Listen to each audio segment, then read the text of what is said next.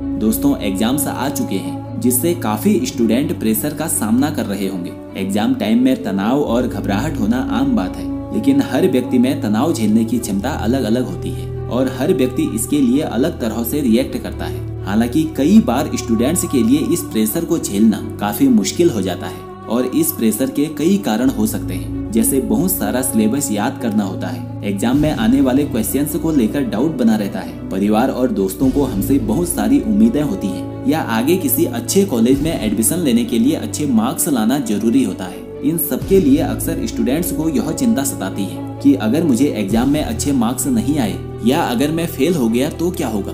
दोस्तों इस तरह के विचार आपके मन में आते रहेंगे, लेकिन अगर आप इन्हीं विचारों में फंसे रहोगे तो आप पढ़ाई में ध्यान नहीं लगा पाओगे। इसके बजाय आप खुद को समझाओ कि ये मेरी जिंदगी की एक छोटी सी अवस्था है, हमेशा ऐसा नहीं रहने वाला, कुछ टाइम बाद ये पल भी गुजर जाएगा। एग्जाम के दिनों में स्टूडेंट्स को तनाव होना स्वाभाविक है। मेरे हिसाब से तो टेंशन हमेशा बुरा नहीं होता। अगर ये टेंशन आपको कुछ अच्छा करने के लिए पुश करे तब तो ये अच्छा है। अगर मैं अपने स्कूल डेज की बात करूं और उसमें से एग्जाम्स और क्लास टेस्ट को हटा दूं तो शायद मैंने टोटल जितनी भी पढ़ाई की उसकी 30 से 40% ही की होती। एग्जाम हमें पढ़ने के लिए फोर्स करते हैं, एग्जाम हमें दबाव में काम करना सिखाते हैं, हमें स्ट्रॉन्ग बनाते हैं, ये हमें एडवर्स सिचुएशन को हैंडल करना सिखाते हैं, एग्जाम हमें टाइम मैनेज करना सिखाते हैं और ये सभी चीजें लाइफ में सक्सेसफुल होने के लिए कभी न कभी हमें चाहिए ही होती है। दोस्तों एग्जाम के समय में थोड़ा स्ट्रेस होना, थोड़ा प्रेशराइज होना लाजमी है, लेकिन अगर हम एग्जाम्स को एक अलग माइंडसेट के साथ हैंडल करें तो हमें फायदा होगा।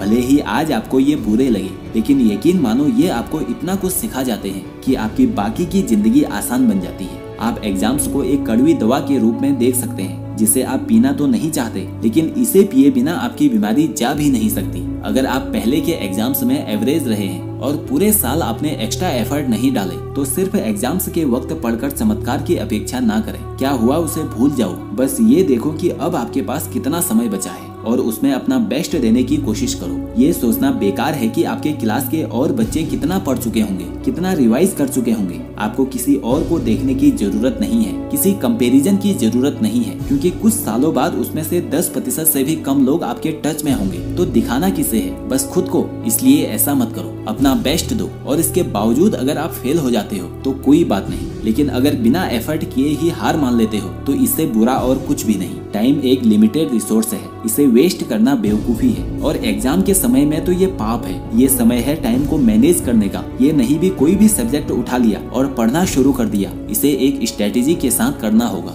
एक ऐसा प्लान बनाना होगा जिसमें हर सब्जेक्ट पूरी तरह से कवर हो जाए। ये सोचिए कि आपको कौन से सब्जेक्ट को कितना टाइम देना है और इसके साथ सैंपल पेपर और पिछले सालों के पेपर्स को भी सॉल्व करें। पढ़ने के लिए सभी को डांट पड़ती है, हाँ उन पढ़ाकू लोगों को छोड़ दो जो किताब लेकर ही पैदा हुए हैं, लेकिन आपके और मेरे जैसे लोगों को पढ़ने के लिए डांट पड़ना आम बात है। हमारे पेरेंट्स इस बात को लेकर चिंतित रहते हैं कि हमारा बच्चा सेटल हो जाए, उसे एक अच्छी नौकरी मिल जाए। इसलिए अपने पेरेंट्स की सोच को समझिए, वो आपको परेशान होते नहीं देख सकते, इसलिए वो आपको पढ़ने को कहते हैं। जो होता है अच्छा होता है और ज्यादातर केसेस में ये बहुत बाद में पता चलता है कि जो हुआ वो अच्छा हुआ। आप भी एग्जाम में पेपर खराब हो जाने पर खुद को कोसो मत। कई बार सक्सेस की शुरुआत फेलियर के साथ होती है। स्टीव जॉब्स को उन्हीं की बनाई कंपनी से बाहर निकाल दिया, लेकिन उन्होंने बाद में अपनी फेमस स्पीच में खुद कहा है कि इससे अच्छा उनकी लाइफ में कुछ हो ही नहीं सकता था। आगे बढ़ते हुए इन चीजों को पूरी तरह से नहीं समझा जा सकता, लेकिन बाद में जब हम पीछे मुड़कर देखते हैं तब समझ आता है कि जो हुआ वो अच्छा हुआ। इस बात की चिंता ना करें कि लोग आपको क्या कहेंगे। दुनिया में 3 तरह के लोग होते हैं। नंबर 1, जो हमें सफल होते देखना चाहते हैं। हमारे पेरेंट्स, फैमिली मेंबर और कुछ दोस्त, इन लोगों के साथ हम इमोशनली अटैच होते हैं। नंबर 2, जो हमें असफल होते देखना चाहते हैं। वो ऐसा क्यों चाहते हैं पता नहीं, इसमें कोई भी हो सकता है, कोई फेक फ्रेंड, रिलेटिव या पड़ोसी। नंबर 3, जिनको हमसे कोई मतलब नहीं है, जैसे बड़े बड़े सेलिब्रिटी, नेता आदि। जहाँ तक एग्जाम और उसके रिजल्ट की बात है तो सबसे पहले इन तीसरे टाइप के लोगों को भूल जाइए, क्योंकि वो लोग आपको याद ही नहीं करते और आपको रिजल्ट को लेकर फर्स्ट टाइप के लोगों की चिंता नहीं करनी है, क्योंकि ये आपकी लाइफ का पिलर है। हर परिस्थिति में आपके साथ खड़े रहने वाले हैं। अब बचे सेकंड टाइप के लोग। आप खुद सोचिए, जो लोग आपको असफल होते देखना चाहते हैं, आपको उन्हें कितनी इम्पोर्टेंस देनी चाहिए। जरा भी नहीं। वो जैसा फील करते हैं करें। मेरे फेल होने पर खुश होते हैं तो हो, मेरे पास होने पर रोते हैं तो रोएं, मुझे उन पर ध्यान नहीं देना है। जब आप फेल होंगे तो ये कहेंगे कि फेल हो गया, जब आप पास होंगे तो ये कहेंगे तो क्या हुआ, फर्स्ट डिवीजन तो नहीं लाया ना। और जब आप फर्स्ट डिवीजन ले आएंगे तो ये कहेंगे कि जरूर चीटिंग की होगी। इनको खुश करने वाले लोग हमेशा दुखी रहते हैं और कुछ तो सुसाइड करने जैसी बेवकूफी करते हैं। दोस्तों, आप अपने एकेडमिक एग्जाम में टॉप कर पाए या नहीं, इससे कोई फर्क नहीं पड़ता, लेकिन जिंदगी के इम्तिहान में आप टॉप कर सकते हैं। इसलिए जहाँ तक एग्जाम्स की बात है, अपने बेस्ट एफर्ट से आप जो मार्क्स ला पा रहे हैं लाइए। एग्जाम्स लाइफ का एक छोटा सा पार्ट है, इनका अपना ही मजा है, इसे एंजॉय करिए और आगे बढ़ते जाइए। अगर ये वीडियो आपको पसंद आई हो तो इस वीडियो को लाइक करके इस चैनल को सब्सक्राइब जरूर करें। आपसे अगली वीडियो में फिर मुलाकात होगी।